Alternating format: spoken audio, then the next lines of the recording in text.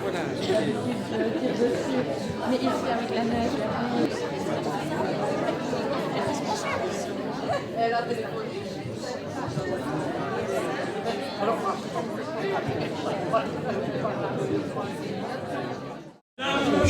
Mesdemoiselles, Messieurs, l'architecte Jean Nouvel vient d'être nommé ce lundi docteur honoris causa par l'UCL. Rassurez-vous, vous ne vous êtes pas trompé de salle. Il s'agit bien aujourd'hui d'une projection de film. Il a été nommé docteur honoris causa comme architecte fabricant de l'inouï. Mais ce que je voulais vous dire par là, c'est qu'il a reconstruit l'opéra de Lyon. Et quand il a reconstruit l'opéra de Lyon, il a dit, dans un opéra, dans un théâtre, il faut éclairer bien sûr la scène, mais il faut aussi éclairer la salle. Car les gens vont au théâtre ou à l'opéra, non seulement pour voir, mais aussi pour être vus. Dans ce petit théâtre qui nous accueille à Polleur, et je remercie le Centre culturel de Teuge de nous avoir accueillis ici, dans ce petit théâtre, il n'a pas besoin de lumière pour vous éclairer, puisque on peut cordialement se saluer. Et donc, je vais quand même en profiter pour faire quelques présentations. Malheureusement, il y a des excusés, il y a des gens qui se sont excusés en dernière minute parce que, tout simplement, ils patinaient. Donc, le bourgmestre de Teux se prie de l'excuser, le bourgmestre de Verviers aussi, mais eux ne patinent pas. Par contre, la représentante de l'administration, de l'administratrice générale de la 8, Madame Goffelli, nous a téléphoné. Elle avait quitté Namur et puis elle a fait demi-tour parce qu'elle s'est mise à patiner. Voilà. Alors, puisque nous n'avons pas de lumière, je vais continuer les remerciements des personnes qui sont ici et en même temps vous aider à faire connaissance. Et donc, je vais citer des personnes et je leur demanderai de se lever. Et si elles sont timides, elles peuvent lever la main, comme ça, se signaleront. Voilà. Donc je remercie évidemment M. Mathieu, le président de notre ASBL, d'être là parmi nous. Le voilà.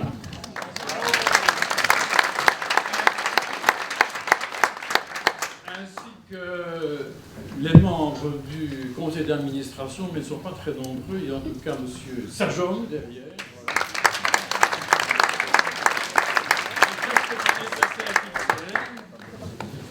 Et je remercie aussi tous les membres du personnel qui ont travaillé pour réaliser ce film, qui faisait d'ailleurs partie du projet de service, qui était inscrit dans le projet de service et qui nous a pris pas mal de temps pour être fait.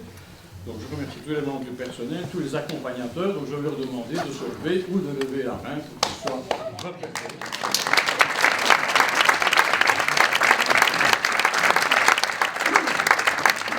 Alors je remercie aussi, mais il n'est pas ici, Babette Bébé qui a fait l'œuvre qui est projetée ici.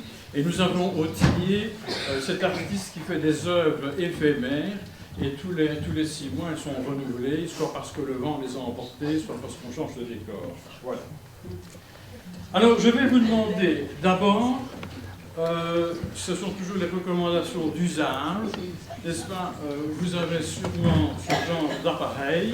Eh bien, aujourd'hui, je vais vous demander de les couper. Voilà. Vous pouvez partager les selles. Et vous n'oublierez pas, à la fin de la séance, de le rallumer, n'est-ce pas? Voilà. Mais je ne vais pas l'allumer parce que la séance n'est pas finie. Madame, avec votre lime à ongles, ça n'ira pas. Et vous aurez de suite compris que mes propos introduisaient la notion de différence entre signifiant et signifié. Et bien, tout au long du court-métrage que vous allez voir, il va être question de la différence entre signifiant et signifié.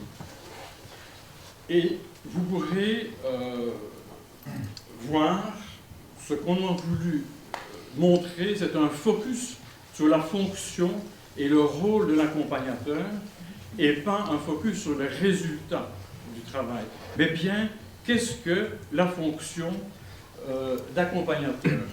C'est en quelque sorte un focus sur une quarantaine d'années que nous avons de pilotage d'équipes d'accompagnateurs. D'accompagnacteurs, que vous avez peut-être vu sur l'invitation, avec un C. C'était un de nos amis, Philippe Vauchel, qui est comédien, qui avait appelé l'accompagnateur un accompagnacteur, puisque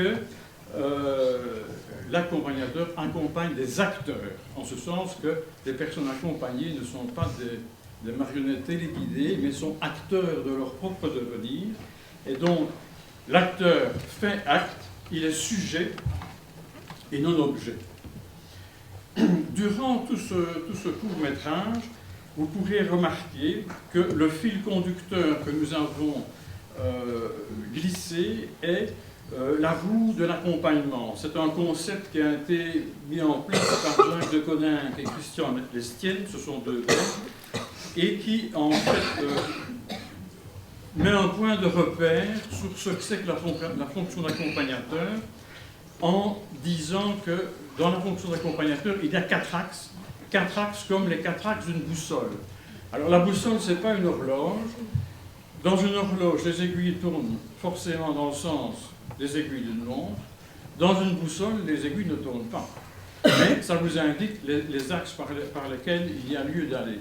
Est, ouest, nord. Eh bien, dans la fonction d'accompagnateur, il en est ainsi. Il y en a d'ailleurs quatre.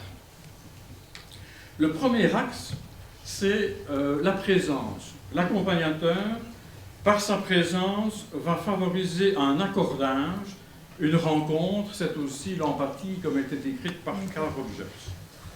Un auteur inconnu dit « c'est par la confiance, et la confiance seulement, que l'homme se transforme ». Deuxième axe de boussole, le sens. Le sens est conçu comme émergence dans et de la complexité.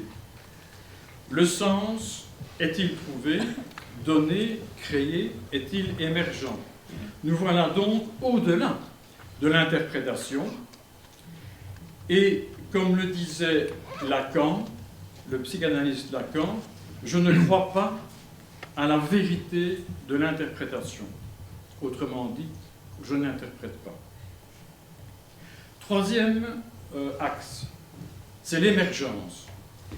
L'émergence, c'est le recadrage dans la question pour ouvrir le champ des possibles à travers une nouvelle narration. Question ouvrante parce que déplaçant le sujet comme auteur et acteur dans ses réponses. Et ça se réfère à l'acte maïeutique propre à Socrate. J'ai fait un jour inverser les consonnes, c'est toujours gênant. Je ne vais pas cette fois-ci. L'acte maïeutique se situe au cœur de l'émergence. Et, comme dirait un texte soufi, questionner, c'est la moitié de la connaissance. Et le quatrième axe, c'est la danse. Alors, on appelle la danse, mais c'est en fait l'éthique et ce qui est relatif à l'action et au sujet de l'action. C'est par l'action encouragée que l'accompagnement trouve son aboutissement.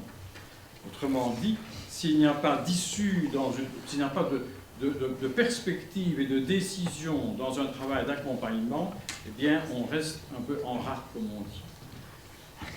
Von Forster disait « si tu veux connaître, agis ».